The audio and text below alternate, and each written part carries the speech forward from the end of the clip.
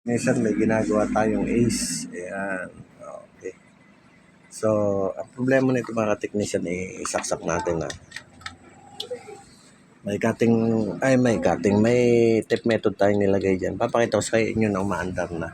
Ayan. So, i-on natin. Ayan. Lagyan ko na siya ng tape. Ito model niya. So, umandar na siya. Ayan o. Kita ba? Ayan.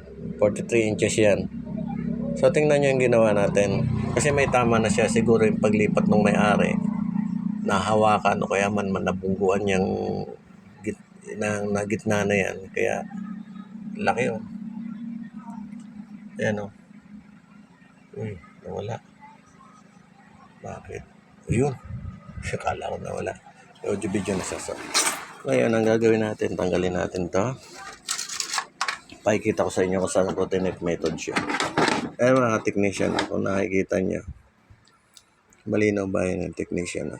Mga technician. Ayan o. Ayan. Bilang ng 4, 1, 2, 3, 4. Ayan. So, doon ang tama.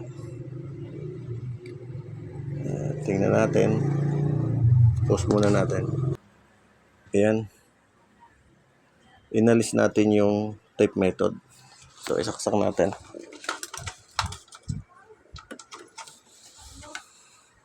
Power.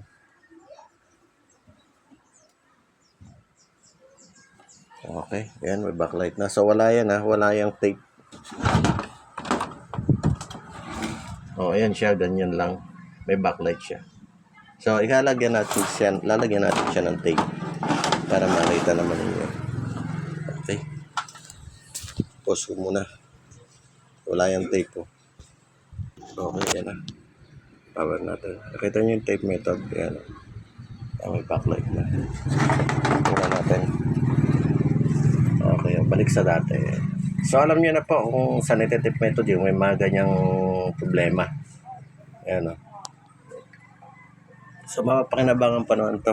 Malaki naman. Kaya medyo... Okay, bye-bye po. Salamat po.